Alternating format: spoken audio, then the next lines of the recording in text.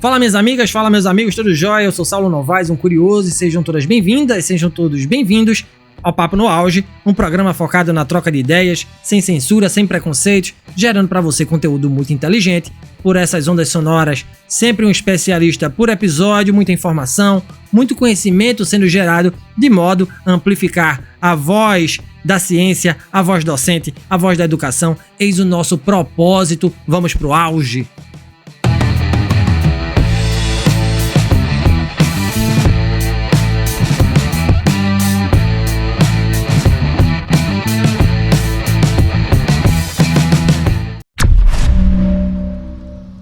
O Zen Budismo, também conhecido como Zen, é uma tradição espiritual e filosófica profundamente enraizada na cultura japonesa. Originado do budismo Mahayana, o Zen enfatiza a prática da meditação para alcançar a iluminação e a compreensão direta da natureza, da mente e da realidade. Sua abordagem simples e direta atraiu e atrai seguidores em todo o mundo, independentemente de sua origem religiosa ou cultural. O caminho do Zen envolve o desenvolvimento da consciência plena e a busca pela clareza interior, com ênfase na observação cuidadosa dos pensamentos, sentimentos e sensações. É para muitos fonte de inspiração, oferecendo uma abordagem prática e transformadora para a vida diária, ao mesmo tempo em que oferece um profundo convite à autorreflexão e à busca da verdade última. E para destrinchar mais sobre o Zen Budismo, trago a este Papo no Auge mais um grande professor. Trata-se do professor doutor Eduardo de Carli da Silva. Professor Eduardo é graduado em Física pela Universidade Federal de Santa Catarina e doutor em Engenharia Mecânica também pela Universidade Catarinense, onde é docente. Professor Eduardo, para mim, o senhor já sabe, é um grande prazer trocar ideias com o senhor neste espaço. Eu já lhe disse várias vezes e repito, quem conhece o senhor sente uma paz demasiado grande, vibra uma luz massa que emana do senhor. E como primeira pergunta, o que levou o senhor ao caminho da docência, da pesquisa, da educação? Bem-vindo ao Papo no Auge, professor. Muito obrigado, Saulo. Prazer é meu. E antes de começar a falar sobre o Zen, né, eu gostaria de dizer aqui que eu vou falar na perspectiva de um praticante iniciante. Eu não tenho permissão para ensinar o Dharma ou para ser um professor do Zen, mas tudo que eu falar aqui, então, é na perspectiva de um praticante iniciante, né? Eu acho que o meu interesse por ciência ele já começou desde criança, né? Meu pai era formado em bioquímica na UFSC também, lá na década de 70, ele fez farmácia bioquímica, e ele participava do grupo de astronomia da universidade, que era o GEA, existe até hoje esse grupo, e ele me levava nas palestras. Eu tinha 5 anos, e ele me levava nas palestras do grupo de astronomia, e isso me despertou muita curiosidade, e ele gostava muito de física, gostava muito de matemática, né? Então eu me reconheci nesse caminho já muito cedo. Eu sabia que ia fazer física, com 5 anos eu já sabia que ia fazer física, né? Então, esse interesse pela ciência ele só foi aumentando, né? Pelas leituras, pela relação com meu pai. Então, logo já sempre no vestibular já optei por física e aí fui construindo. Já sabia que meu caminho era fazer a graduação, mestrado, doutorado e ser professor, né? Então eu tive essa facilidade, não tive dúvidas desde o início, né, sobre essa parte da minha vida. E isso desenvolveu em mim essa perspectiva cética, né, sobre a vida, sobre a relação entre as pessoas, sobre o entendimento do sofrimento humano. Essa questão do sofrimento humano, ela sempre teve muito presente na minha vida. Antes de entrar na faculdade, né, a minha família era espírita, e eu me reconhecia como praticante espírita. Mas logo depois isso já caiu por água abaixo, já me reconheci como ateu, né? E então o caminho do budismo Zen para mim foi muito natural, né? Ele começou há pouco tempo, há uns 2 anos e meio mais ou menos. Bom, uma vez há muito tempo atrás me falaram que eu era budista e não sabia. Eu achei aquilo meio estranho, né? E enfim, não dei muita bola. E hoje eu me revisito essa afirmação, porque a minha trajetória, né, como professor e como alguém que se interessou por física, por ciência, alguém que tem um pensamento pragmático com relação à relação das pessoas, com relação à vida, eu costumo dizer que o pensamento pragmático e o pensamento cético aplicado ao sofrimento humano, ele te leva a um conhecimento muito próximo, que é o que seria o Dharma de Buda, né? Então, quando eu encontrei o Zen através do sobre budismo, que eu assisti uma palestra do Sensei, eu me reconheci imediatamente. Eu entendi que aqueles conceitos, a forma de ver a vida, a forma de ver a relação entre as pessoas era muito parecido com aquilo que eu tinha desenvolvido ao longo da minha vida. Então, foi um reconhecimento imediato. Com relação à introdução que você fez, eu gostaria até de fazer algumas observações assim que eu acho relevantes sobre o Zen budismo, né? Que inicialmente você coloca ali que tem ênfase na observação cuidadosa dos pensamentos, né?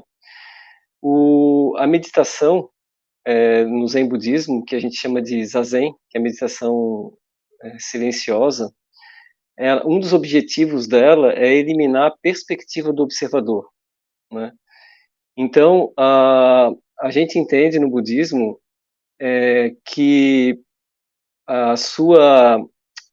o que a gente chama de eu, né, que é o que a gente chama de consciência, ele é uma ilusão, ele é um mecanismo biológico de sobrevivência. Uma das consequências desse eu é criar essa perspectiva do observador, né? Então, o eu, ele te condiciona algumas marcas. Uma delas é a perspectiva do observador, são os seus sentimentos, são as suas vontades, os seus julgamentos. Essa ideia de que você é dono das suas ações, né? Então, o ato de meditar, ele é um ato de você perceber as coisas como elas são, sem julgamentos, né? E nessa perspectiva, a ideia é que você elimine essa, essa presença do observador, né? E a outra questão que você colocou é que né, eu acho que não é a proposta do Zen trazer a verdade última, né? Porque quando a gente fala em verdade, a gente está pensando numa estrutura lógica de linguagem que, em última instância, vai trazer um veredito sobre alguma coisa, né? E isso é trazer uma perspectiva da sua experiência, de você mesmo, das suas trajetórias, daquilo que você aprendeu na sua vida, né? Das suas marcas. E esse não é o objetivo do Zen. Então, não existe verdade última para o Zen, né? Então, mas existe sim uma perspectiva de entendimento das coisas exatamente como elas são, sem essa atribuição de julgamentos, né? Não que você não tenha que fazer isso no seu dia a dia ou na vida, né? Mas você descondiciona a sua mente para desenvolver esse tipo de percepção que lhe ajuda a tomar decisões. Muito massa, professor. Obrigado pelas retificações. É sempre bom a gente ouvir uma palavra balizada. Isso é muito massa. Eu vou perguntar ao senhor o que é esse posicionamento cético perante a vida, né? Bateu já a curiosidade. O senhor já explicou pra gente o que é o Zen budismo, como é que o senhor chegou nele. Era uma pergunta que eu ia fazer, estava no nosso roteiro, o senhor já se antecipou. Mas eu quero saber, professor, existem muitas formas de praticar o Zen budismo, né? Eu quero saber se existem muitas formas de se praticar, né, o Zen. Como são esses rituais? Existem diferenças do Zen budismo praticado no Tibete, daquele praticado no Japão, na China, por exemplo, professor? Certo. O Zen budismo, ele teve a fundação da sua escola com o mestre Dogen. Ele era japonês, né? E ele foi em busca de outras escolas e outros mestres budistas, porque ele não se contentou com o que ele tinha no Japão, ele era japonês. Então ele foi até a China e encontrou um mestre do qual ele conseguiu avançar no caminho que ele achava que era importante, né? E ali, esse então o mestre Dogen traz da China para o Japão o Zen budismo, isso um pouco mais de 1200, né? Ele nasceu em 1200 e morreu em 1253, mais ou menos. Então, o mestre Dogen é o fundador do Zen budismo, é uma escola japonesa, né? O budismo saiu do norte da Índia com Buda, né, e se espalhou pelo mundo. Então, existem várias escolas. A escola tibetana é outra escola budista que começou mais de 1000 anos depois do Zen budismo no Tibete. Então, são escolas diferentes, né? As escolas sincretizam, elas têm formas diferentes de ensinar. Então, o Zen Budismo é uma escola muito específica. O meu professor, que é o Sensei Gensho, ele vem da escola Zen Budista através do professor dele, que é o Saikawa Roshi, e que é da escola Zen do Japão. E ele participa, então, de um grupo de missionários na América Latina que envolve 10 ou 15 senseis, se eu não me engano. Eu não sei exatamente todos. Entre eles, a monja Koen, também, que é do Zen. Tem o monge Quinteiro, na Argentina, e tem outros monges na América Latina, que são todos dessa escola Soto Zen. Né? Mas então são escolas diferentes. Tem a escola Theravada, tem a escola tibetana. Né? Eu não sou a pessoa melhor para falar sobre as vertentes, eu mal conheço o Zen, né? Eu acabei de chegar no Zen, mas é uma vertente específica. E o papel o Zen ele é conhecido como caminho direto. Ele tem pouca ritualística comparado com outras escolas. É uma escola fundamentalmente que enfatiza a meditação como um método psicológico. Né? A gente diz que uma definição de um filósofo para o budismo que é um pragmatismo dialético de métodos psicológicos. O método psicológico no Zen é a meditação. Outras escolas enfatizam menos a meditação e mais a ritualística. Então, não existe certo e errado, nem bom, nem ruim, existe a linguagem que se adequa a cada um. Mas o budismo é o mesmo, né? O caminho final é o mesmo, que é o descondicionamento das suas marcas e a libertação, né, da sua perspectiva da sua autoidentidade, que é o que gera o ego, que é o que gera o conflito humano. Muito massa. Lembrando para os nossos ouvintes, professor, que estamos aqui falando na perspectiva de um praticante, né? Como o senhor bem frisou no início. Tá? Então, tudo que a gente falar aqui é a partir da sua experiência, né? Da sua vivência, um cientista que transita pelo caminho da meditação. Tá? Ô, professor, e quais são os principais, na sua visão, né? Quais são os principais ensinamentos ou conceitos do Zen budismo que o senhor considera mais, né, mais significativos na sua jornada espiritual? E sobre a minha curiosidade, né, o que seria uma perspectiva cética com relação à vida, professor? Certo. Os ensinamentos budistas, eu poderia citar os textos, né, como o Caminho Óctuplo, por exemplo, que são 8 recomendações para que você caminhe em direção do seu descondicionamento mental, vamos dizer assim, né, descondicionamento da sua mente. Mas eu poderia dizer para mim que o conceito mais importante no Zen budismo é o silêncio. Né? Qual é o silêncio? De você não falar? Esse é o primeiro, né? Mas o silêncio da mente. Né? A gente tem como ímpeto a todo momento querer colocar a nossa opinião, dizer o que a gente quer, isso é meu, isso eu gosto, eu não gosto, né? Isso é assim, não é desse jeito. Né? Então, cada vez que a gente faz isso, e não estou dizendo que isso não deve ser feito, né? E a gente precisa desse tipo de avaliação para viver.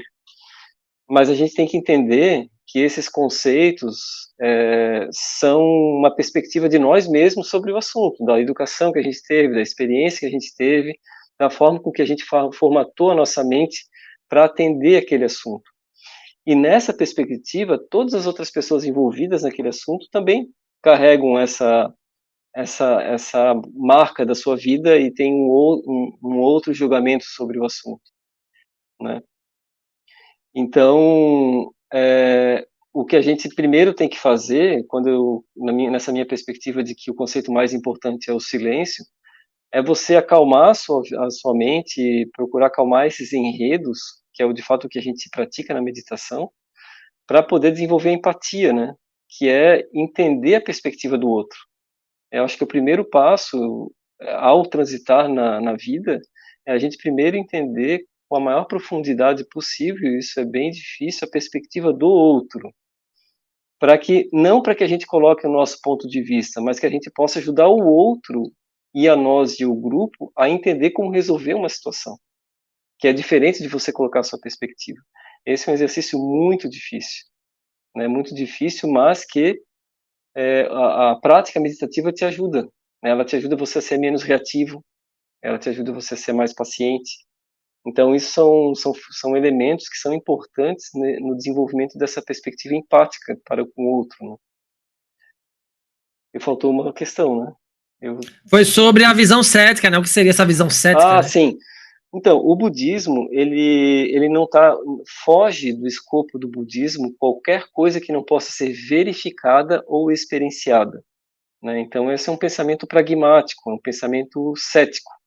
O budismo Zen, ele é livre de qualquer tipo de mística, não existem deidades, não existem gurus, né? A gente tem um sensei, que é o professor, né?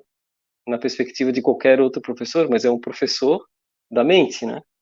Mas é um professor. Então não existe nada no budismo do qual você não possa experienciar, ou inclusive do qual você não possa duvidar, né? É muito importante que o praticante duvide o tempo todo, inclusive de si mesmo, né? Para que você não deve se convencer. A ilusão mais difícil é aquela que você tem sobre você mesmo, né? Quem eu sou, né? Então isso é muito bem-vindo no budismo. Então essa autocrítica, né? É muito importante. Então essa seria a visão cética, né? Pragmática com relação à vida, com relação ao relacionamento humano, com relação ao sofrimento humano.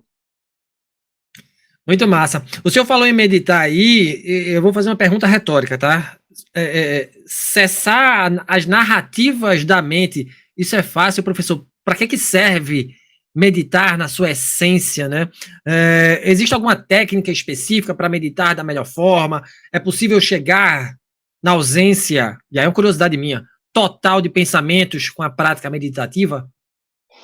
Eu diria, na minha curta vida de 44 anos, eu acho que eu estou no começo da minha vida, que a meditação foi a técnica mais difícil que eu já experimentei, mais difícil do que tentar fazer ciência, porque eu não me considero um cientista, apesar de você dizer que eu sou, mas não sou.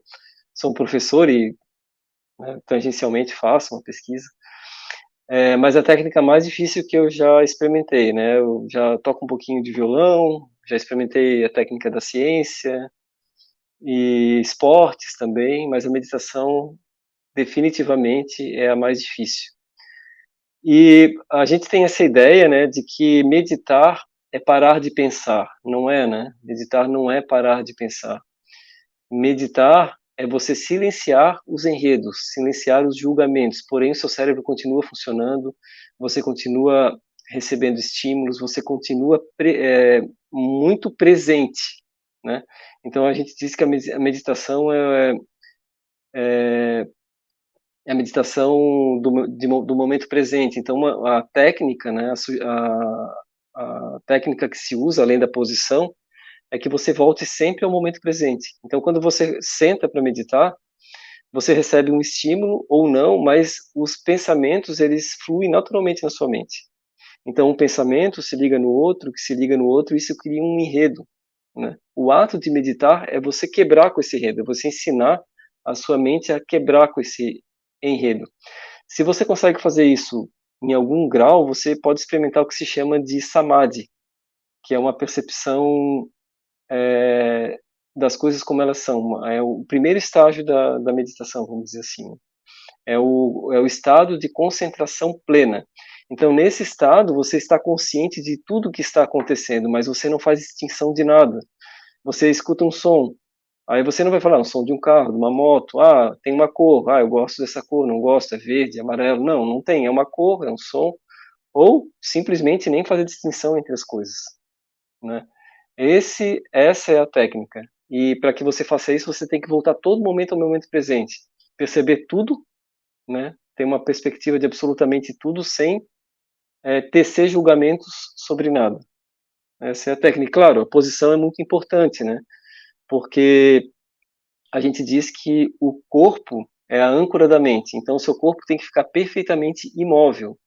Se você se mexe, você tende a se desconcentrar. Então, a postura correta é importante para que você não sinta dor, né?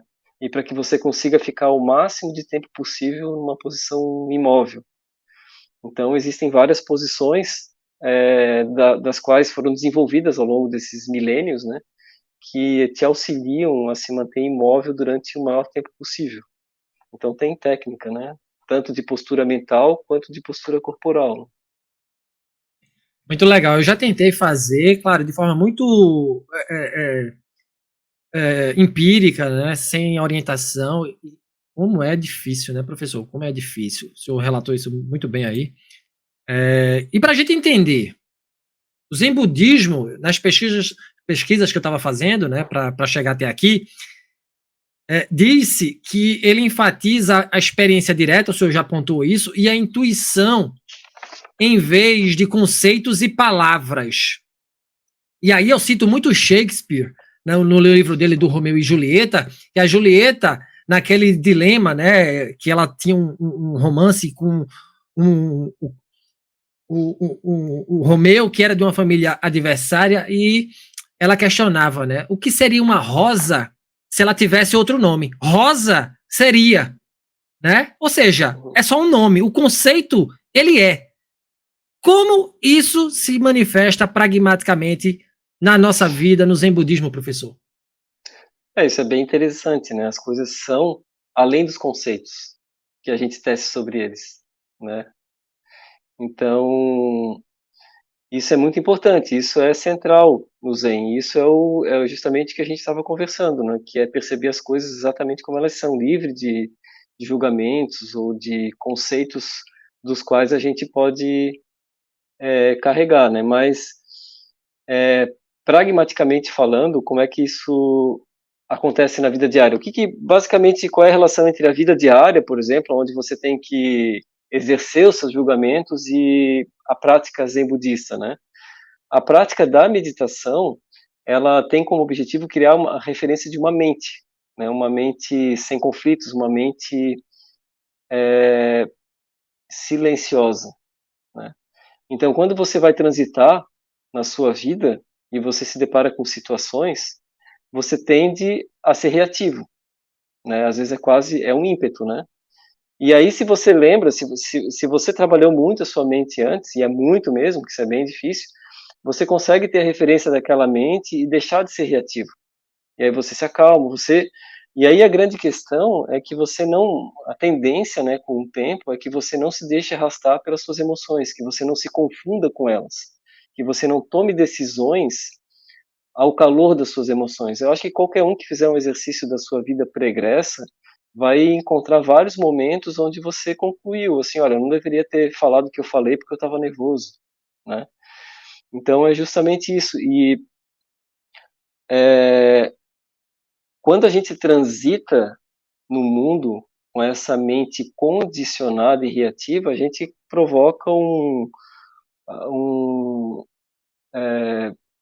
uma destruição, né, por onde a gente passa. A gente vai provocando as pessoas, vai causando intriga aqui, vai provocando problema lá, né? Então, eu acho que pragmaticamente é isso. É você poder se manter. Não é que você não vai sentir, né? Você vai, mesmo uma mente muito descondicionada, ela sente as emoções. Isso é instintivo da natureza. Porém, você não se confunde com ela. Você não é arrastado por ela. As tuas decisões não são influenciadas por essas emoções, né? Quanto maior o teu treinamento, melhor é essa tua condição de responder de forma racional, de forma empática. E aí sim, né? Se você tem esse treinamento, se você consegue agir dessa forma, você consegue agir de forma empática, né? Você consegue entender a perspectiva do outro e aí você consegue ter as decisões mais acertadas. Lembrando que o Zen não é o único caminho para você encontrar esse tipo de postura ou de conhecimento. Existem outras formas. Existem pessoas que realmente não são reativas e que são altamente empáticas e que não se deixam perturbar pelo ambiente, né? E que construíram isso sozinho. É possível, sim, né? Agora o Zen ele te propõe uma técnica, te propõe um protocolo para que te ajude, né? Nessa construção. O senhor estava falando em pessoas, qual é o papel do mestre, do guia espiritual, né? Se é assim que a gente pode dizer, na condução dessa jornada, professor? É central, né? Nem Buda foi autodidata, ele teve 3 professores, né?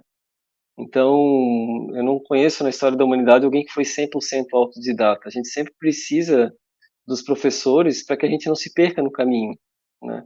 Então, o professor, assim como eu, na minha prática de professor, né, a gente dá a referência, a gente vai lá e explica um passo. Então, isso encurta um pouco essa construção do conhecimento, né, ou do descondicionamento da mente. Se você tenta praticar sozinho, você facilmente vai se perder, né? Eu diria inevitavelmente vai se perder. Então, o papel do professor no Zen, ele é fundamental. E é interessante que, eu até comentei isso no começo, né? O sensei, ele é o mais velho, é aquele que já trilhou o caminho que você está trilhando. Ele é o teu orientador. Ele não é um guru, ele não é uma pessoa melhor que você. É o que eu falo para os meus alunos, né? Vocês não são mais, eu não sou mais inteligente que vocês, apenas estou mais tempo nesse caminho. Então parece que eu sou o mais inteligente, né? Mas não sou. Então o Zen ele deixa isso muito claro, né? Não existem gurus, não existem deidades, não existe ninguém especial. Ao mesmo tempo todos somos especiais, né? Então é central, o É, papel do professor é central.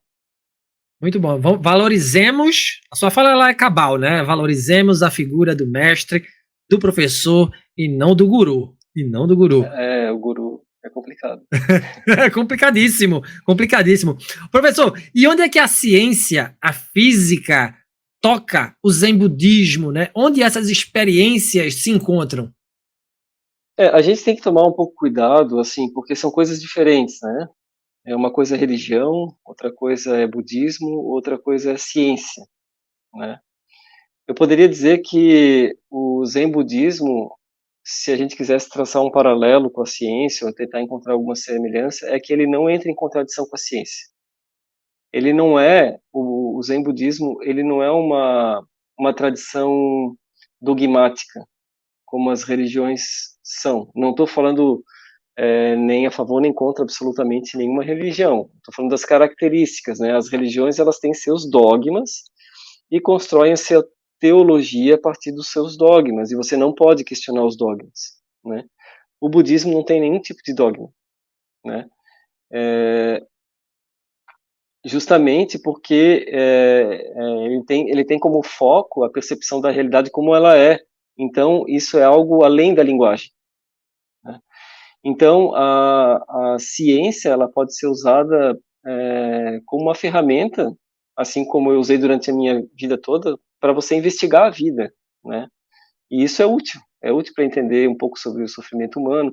Às vezes, não só a técnica em si da ciência, mas a forma de pensar enquanto ciência, ela é útil, né? É o que eu falo para os alunos também, né? Vocês estão aprendendo a pensar. Às vezes a técnica pode até ir embora, vocês esquecem a técnica, mas o aprendizado de como pensar é útil. Então esse treinamento que eu tive ao longo da minha graduação, do mestrado, do doutorado, me foi muito útil, né? Para poder investigar a vida, para poder investigar o sofrimento do ser humano e para poder reconhecer o Zen como um caminho importante para mim, né?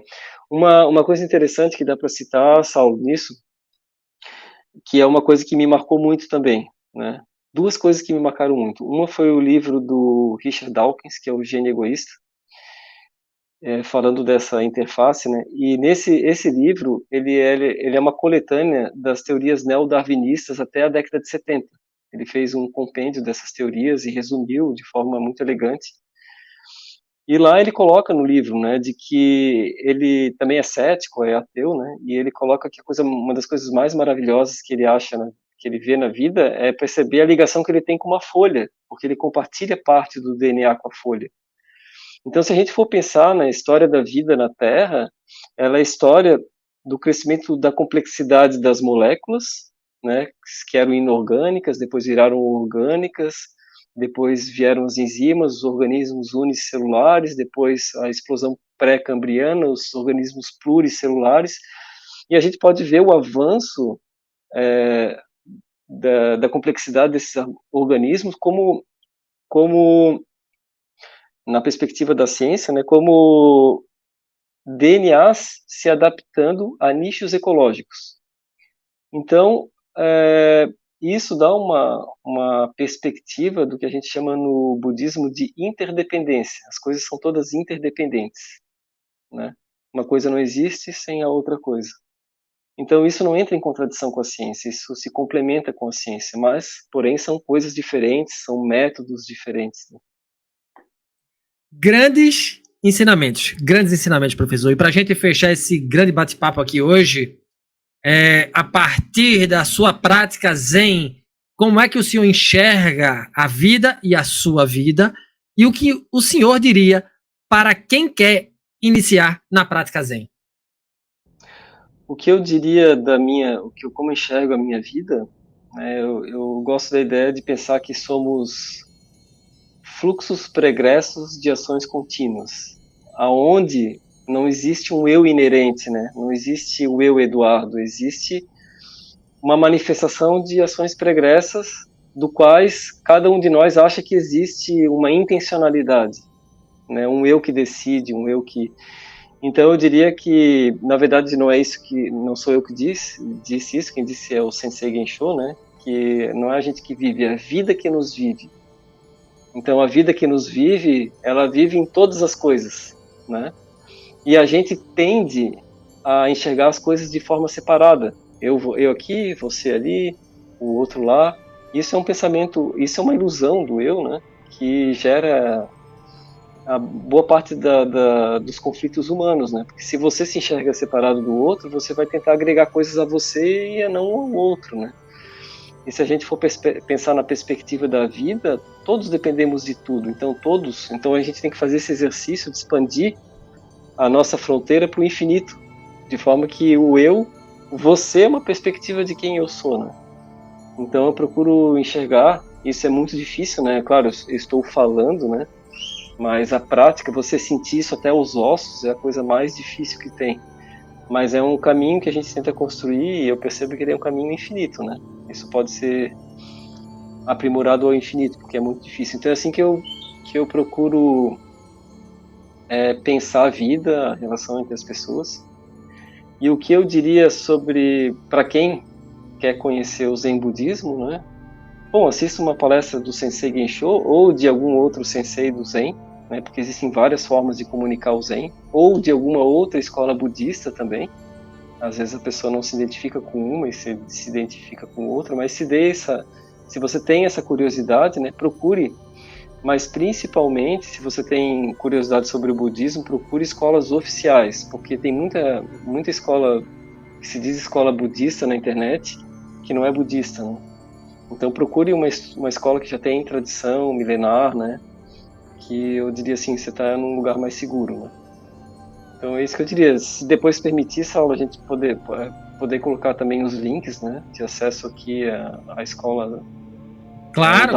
O senhor me repassa a todos que a gente faz a descrição aqui no nosso episódio quando a gente lançar no Spotify, sem problema algum, professor.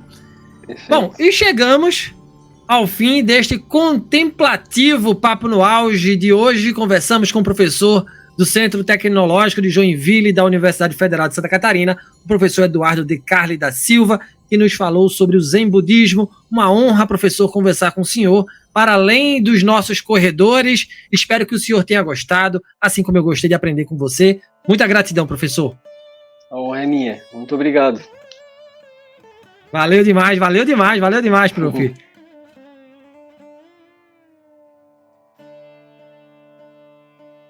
E se você gostou desse conteúdo, não esqueça de avaliar o podcast Papo no Auge nos agregadores de áudio, nos siga nas mídias sociais, no Instagram, @Papo no Auge, no LinkedIn, Saulo Novaes. Compartilhe nosso programa em sua rede de amigos, assim você ajuda a ampliar a inteligência coletiva. Estamos integralmente nos tocadores de podcast e no YouTube. Um grande abraço a todas e a todos e até o próximo programa. Valeu!